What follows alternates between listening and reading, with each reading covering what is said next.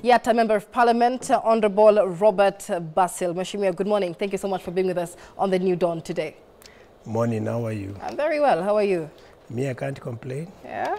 You know, when you wake up with energy, your body is responding well. You're grateful. I think you have a reason to say thank you. Absolutely, yeah. You're grateful. So let's begin with a look at what's making headlines today. And we take a look at the top page of the People Daily.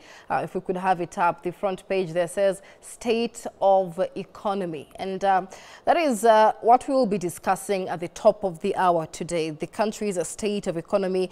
And this is in line with that economic survey report released by the Kenya National Bureau of Statistics yesterday. A lot of highlights there, including the fact that national government revenue is expected to grow by about 30% rather, to 3 trillion shillings.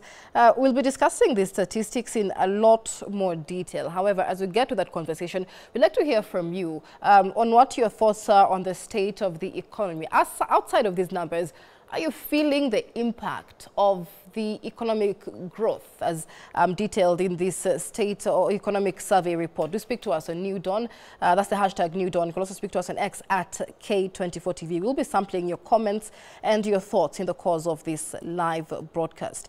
But when you go to the second page of the People Daily there, the title says Health Ministry suffers 219 billion shilling cuts in budget.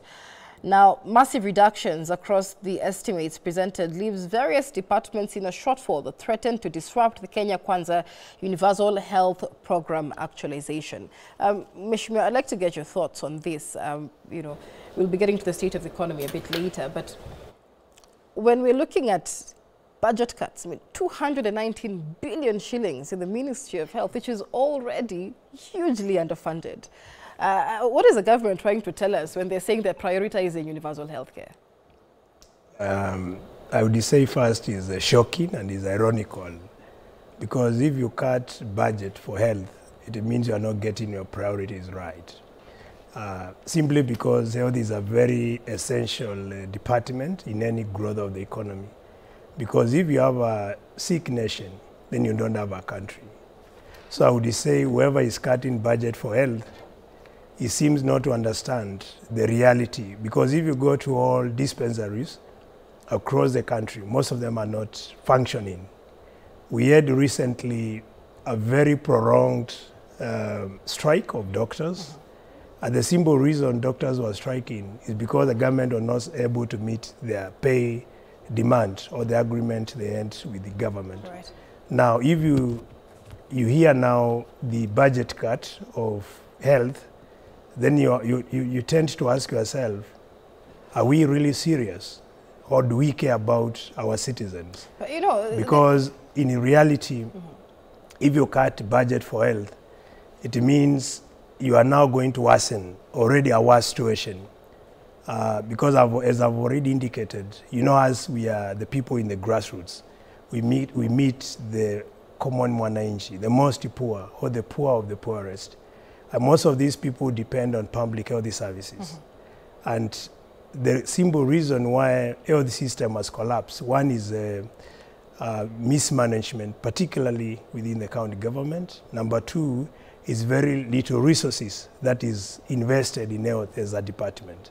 So if we continue with these kind of misplaced priorities, then we are actually going to make the situation, which is worse, become worse.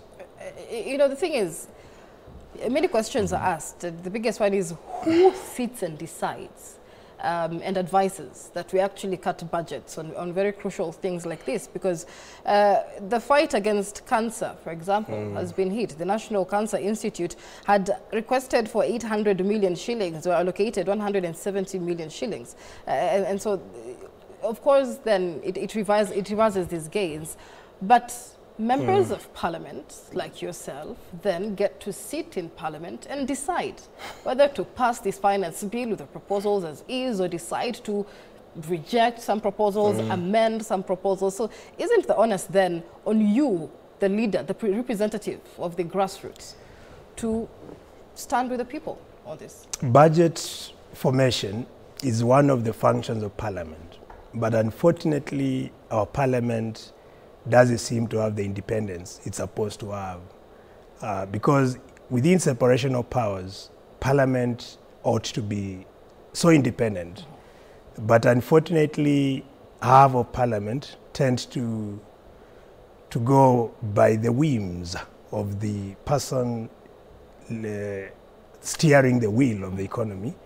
And this is, of course, the end of state.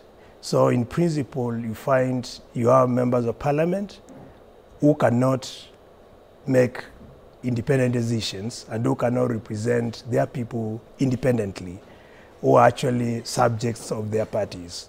And this is the major problem we have. You saw the other day when we were trying to impeach the CS for agriculture. The decision of 147 members of parliament was actually reversed by only 11 members. And these 11 members, they were selected deliberately to be able to overturn this decision, because these are members who could not stand with the mwananchi. And the same applies when it comes to budget. We can make our views, but some few, I would say majority, who tend to succumb to the whims of their party leader, who is, in this case, I'm talking of the ruling party. They just can't make, they can't think and contribute independently, but they have to ask the boss, what direction do we take? So if the boss says, reduce this and passes it as it is, even if the few, like myself and others, would clearly and devise a government without being skewed or without just following the masses or what the party leader would want to see, you find we are just there, but our voice is not very much heard. And that is the problem we have. So we may have a clear role of making budget, but as I've said, as it is now, the reality is it depends now with the end of state what he wants. Right, so Parliament is basically playing a flower girl role. Not Parliament. Would you say in this entire budget? Majority of members of Parliament, particularly those who are affiliated to the ruling party, don't seem to independently contribute as they're supposed to. Because when you are a member of Parliament, you are elected to represent the interests of the people, not the interests of your party. The interests of the people. And these are the people who have elected you. These are the people who give you views, who tell you we want this. And this is what we are supposed to do. But unfortunately, more than half, the so-called majority, don't seem to fall or to function as they're supposed to do. And that is the unfortunate reality. Right, and so that's a very I don't have admission. to lie to you, I have to be honest. It's a very interesting and honest admission. I have with us in studio the former NAT Secretary General Wilson Sosion. Sosion, very good morning. Thank you for joining us on New Dawn today. Good morning. We're and taking former member of Parliament also. And former member of Parliament. Very many former. We're taking a look at what's making headlines on the dailies. And so page 2 of the People Daily has a report on the Health Ministry suffering a 219 billion shilling budget cut. And the question is, why do we have people who sit in offices and decide to cut budgets on such crucial, sectors when we're being promised universal health care? And, Basil here makes an honest admission that even when they do sit in Parliament to discuss this finance bill, Parliament is essentially it lacks the independence to represent the needs of the people. It's an honest admission that he makes. So where does that leave us in terms of democracy as a country? We always look at devolved units, but let's look at Parliament itself. How democratic is it? Yeah, in the new constitution, which of course is no longer new, is 14 years old, the powers of making budget is vested in the Parliament of Kenya, and it has done that over the years. And maybe the only admission you should make is that Parliament is made up of majority party and minority party, and majority party is always led by the sitting government. Mm-hmm. But if we get down to the budget making process, it's an open process. It only requires strong lobbying and strong participation, mm-hmm. so that you can influence. unlike before, the budget used to be made by the Treasury, the executive, and it was only read in Parliament, and that was it. But the current process gives Parliament powers to do it. And it happens in two committees interact together to do this. Number one, Finance Committee. The Finance Committee that originates the Finance Act. And all the proposals are made from the Treasury through the Finance Committee. And you have the Finance Bill.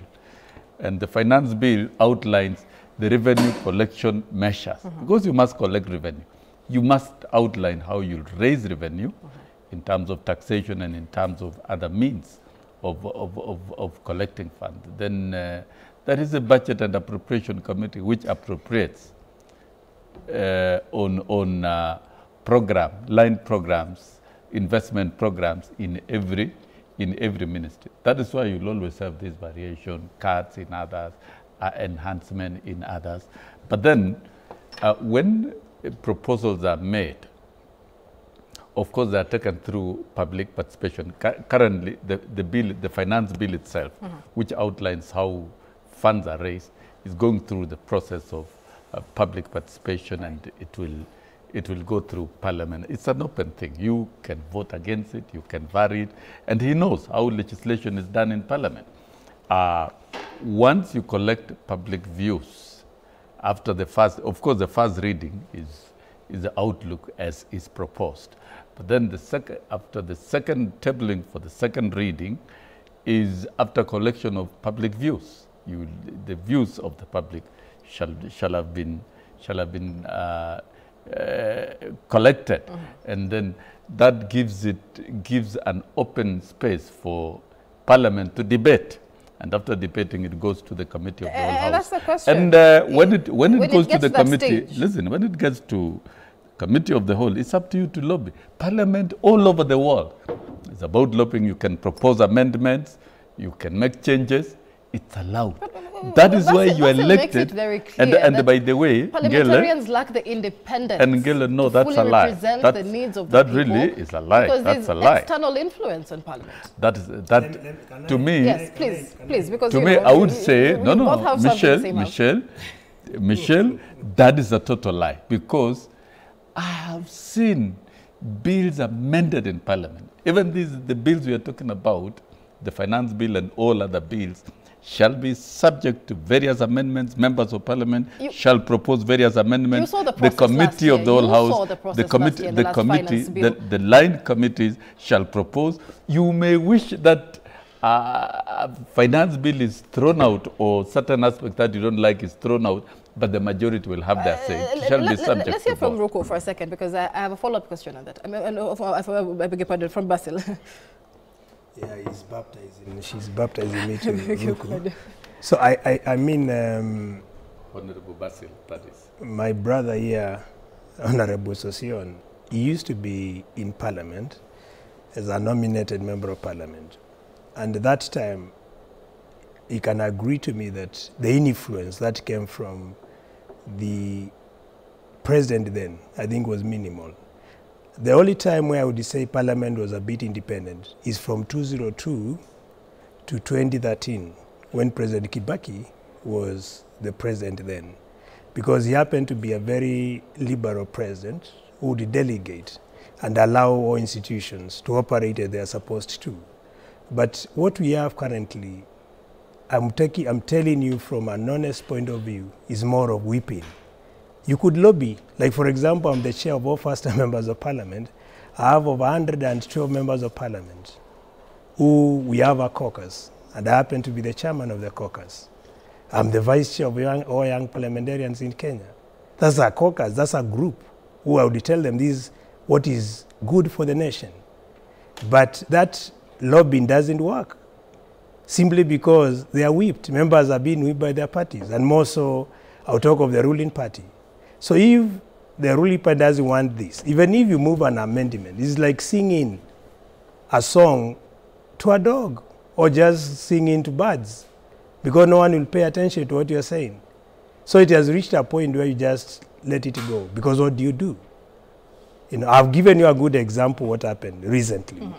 Everyone knew for sure what the CS for Agriculture did was gross misconduct, because you cannot sell stones to citizens in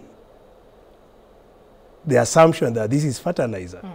And the same person is supposed to boost food security, which was a paradox, you know, because you are the person who is supposed to steer food security. At the same time, you are the person who is serving as a threat to food security. Because by selling stones to farmers, and I'm talking of areas where the major food basket zones, I'm talking of equatorial rainforest zones in Kenya, the Central Province and Rift Valley, a majority of these farmers rely on fertilizers to increase their production.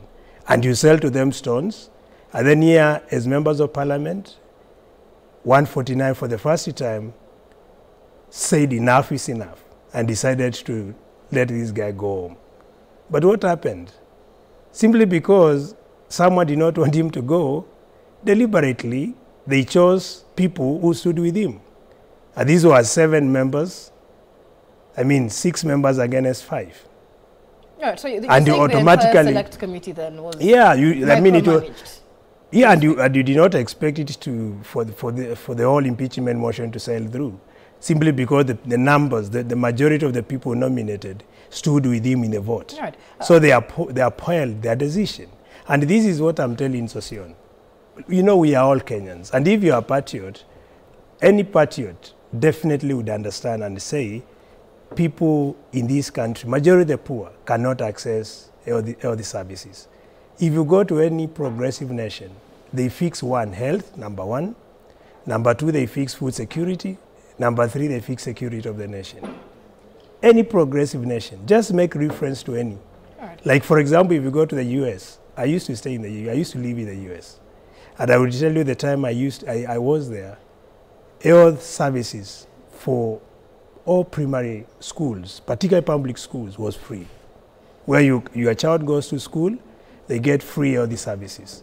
And it's not just free for the sake of being free. You find there are medical supplies in all dispensaries or clinics in the schools. Come to Kenya. Tell me any functioning dispensary in this country. Right.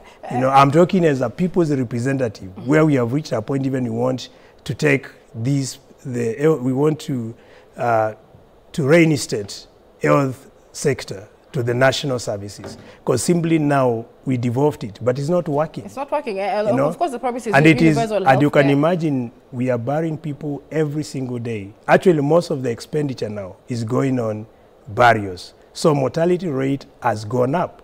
And I would actually be curious to see an honest data from National Bureau of Statistics, because currently what they have, I tend to think is a cooked data. Right, and we'll be looking at just that data shortly. To impress some people. Let's bring or something. on the issue of the independence of Parliament still, because you seem to be speaking from different scripts, having served, you know, different parliaments. But do you agree with Honorable Basil that perhaps the parliament that you served in had a little more independence than the parliament that we have today? And this is in reference even to the Finance Bill of 2023. You've explained the process. Public participation was done, but Sosion, the Finance Bill as passed did not reflect the will of Kenyans. We saw the uproar that followed after. In fact, you may have to place empirical data that proves that it did not reflect the will of Kenyans, because public participation is not a referendum where voting is done. It's where opinions are collected and analyzed by the relevant committee. And the relevant committee will table the report in the House. That report is either adopted or rejected. Parliament reserves the right to do that. That's the process. And so, arguing that Parliament is not independent, in fact, my brother Basilia should just accept that he's on the minority side. And, and when there are collective bills sponsored by government, it will always, because it has a majority, it will always have its way. That has been the practice. It has not changed. And that is the practice all over the world. In fact, we have, from the very many jurisdictions that I've seen, in the global north, global south, and even Asia. I think no, please jump in just for a second as he keeps speaking. No. Before you progress, I will allow you to proceed. Michelle, let's have him interject Michelle, before this he is not a loses Basil his train show. of thought. It's not a Basil show. If you give me a chance to explain, allow me to explain. I'm saying in many jurisdictions, Kenyan Parliament has evolved to be extremely independent with stringent rules. The only thing, the only difference here, he must accept, is on the minority side, and is always a victim of the decisions of the majority, and it is always done. And that is, you will remain a victim for the entire remainder of the duration. They remain victims of these decisions.